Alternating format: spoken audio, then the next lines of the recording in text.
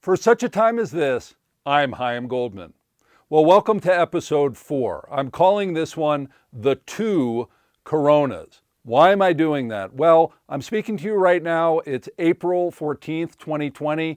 This is during the time of Passover unleavened bread. A couple days ago was Easter Sunday, Resurrection Day Sunday. It was also, according to what the Bible calls it, the Feast of First Fruits, or more accurately, the wave sheaf offering. It was also the time on Sunday, by my reckoning, that we start to count the Omer. Do you even know what that is? Well, it's in the Bible. It's the 50-day period from the wave sheaf offering to the Feast of Shavuot, or what we now call Pentecost.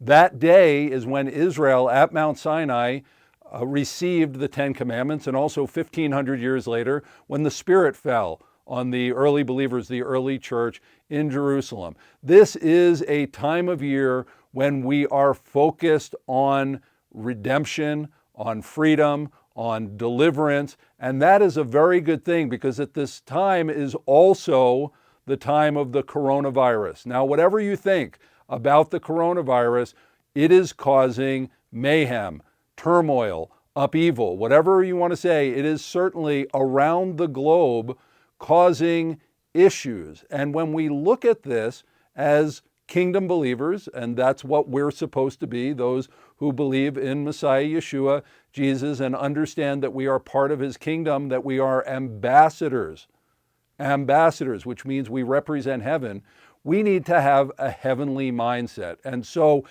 as we approach Corona, we can take it in two very big categories of directions. And I'm going to get into that shortly. But when I'm talking about the two coronas, what I want to start out with is talking about two crowns, because corona, as we know, means crown. So when we think about the Messiah, I'll put down my card and pick up my props, because I'm a very visual person and I love props.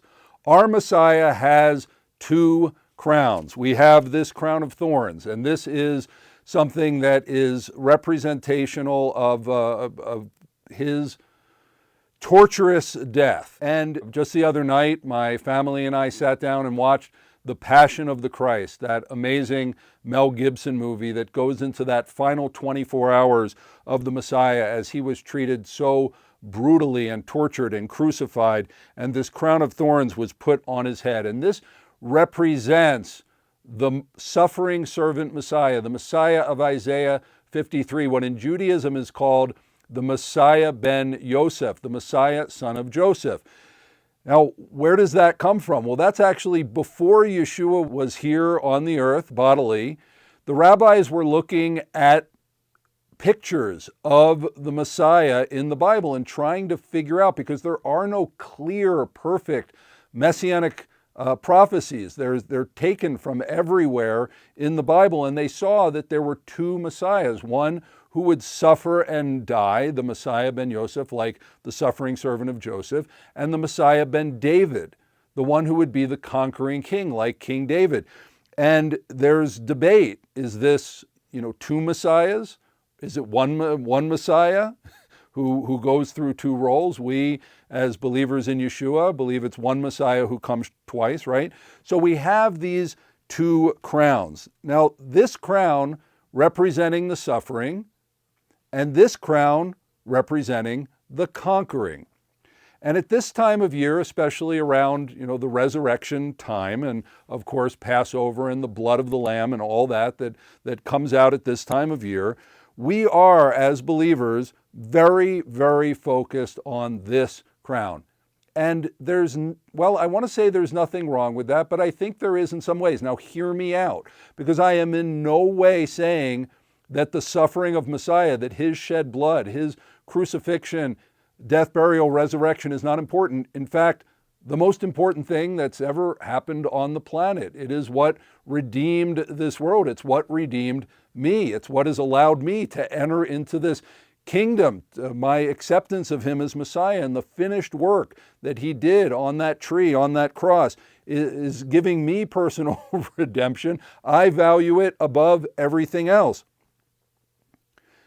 But if we only focus on this crown, and we don't focus on this crown, then we're going to make decisions in our lives as ambassadors, as servants, as those who bring this good news of the kingdom out there.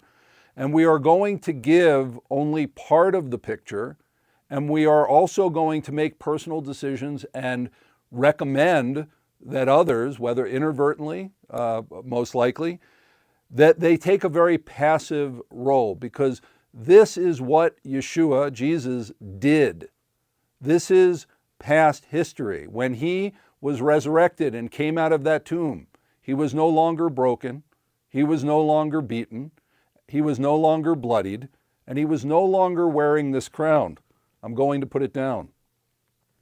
He was wearing this one, the one of royalty. And where we are right now in this history of the planet, this is the crown that we need to focus on. Because if we just keep talking about the blood and the blood and the blood and how we're sinners in need of atonement, and we really do, even though it's very clear in the Bible that his blood was shed once for all times, why do we keep going back to it and back to it and back to it when his once and for all sacrifice brought this to us? Because in this age, ever since he did that, ever since he overcame, and we have been able to become sons and daughters of the Most High, that we share in that royalty, this is the crown that we need to be focused on, because that was, it still is, his blood is still alive, it's still atoning. Please go back, look at my other podcasts, look at my other teaching, look at the history of my faith walk, please. It's so easy to put things on video and have people take a snippet and misunderstand you. I am in no way downplaying the incredible priceless value of the blood and the sacrifice of Yeshua Messiah. But I need to walk in 2020. I need to walk out what he did for me. And if I am focused on the crown of thorns, of being the suffering Messiah and being part of the suffering Messiah, instead of being part of the overcoming, ruling, and reigning Messiah, then I am not going to understand my place. I am not going to understand what I'm supposed to do, and I would suggest that of you.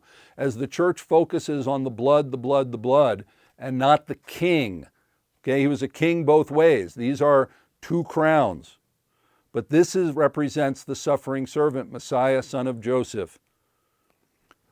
But the future, the present and the future, is Messiah ben David, the conquering king. And so, let us focus on this, because now back to what you probably thought this was about when you read the title, The Two Coronas. Let's talk about the coronavirus. Again, I'm not going into any theories about what it is, where it came from, or who's doing what.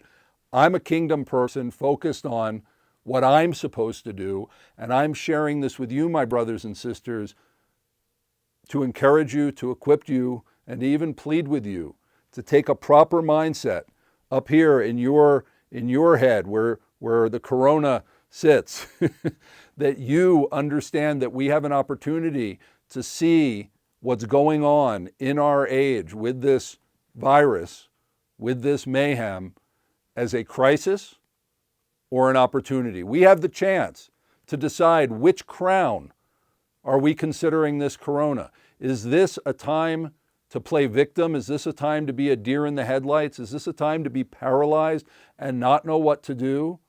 Or is this a time to say to the Father, what is this about? What do you want me to do? How is this an opportunity for the kingdom to come more than before? And as you've heard me say in other podcasts, and I can't get into it here, we need to take this full counsel and not just approach it pastorally. Now, if your calling and your place and your office is pastoral, that's wonderful. And so play that pastoral role. But as we keep going out and just saying, it's going to be okay, it's going to be, no, it's not. Things are not okay. People are not okay. The situation is not okay. Comfort is good, but let's face reality. Because to have the full counsel, we don't just need pastors, okay?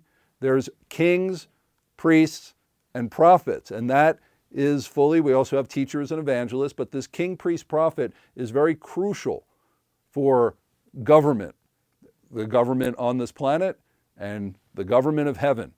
And so we need those who maybe don't have a pastoral calling. As I believe I've said before, I have 6 children and a wife. That's about all the pastoring I can deal with. I tend to be more in the prophetic and the apostolic. There are those out there who are kings. I think business people and those kind of leaders are kings. We need everybody to stand up. And if you are wondering what you can do, but you don't feel so pastoral, well, then I invite you to ask him, in your capacity, what is the opportunity that is here? Personally, we need to allow, in my opinion, this to really try us, to really challenge us. Are we as faith-filled as we think? Are we as bold as we think? Are we as equipped as we think? And allow that truth to come in, and then to seek out that equipping, because this is a big test right now. Personally, I don't think this is the end of the end of the end, but I think it's a major warning, and it's a major time to say, get ready for what's happening. I'm going to scare you a little bit. Well, get a little scared, or get a lot of scared, and then work through that and be the leader who you need to be.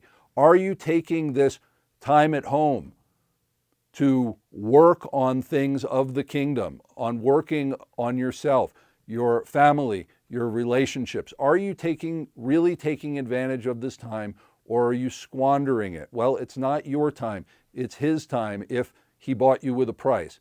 So use this opportunity, whether it's family and children, or even your business, but of course, and we'll talk about this another time, your business being committed to the kingdom. Everything should be committed to the kingdom. Are you really taking this as an opportunity, or are you taking this as a crisis? Because again, you could be deciding that you're going to put on this crown and suffer and be a victim, and then just call out for God to save you and to, please intervene.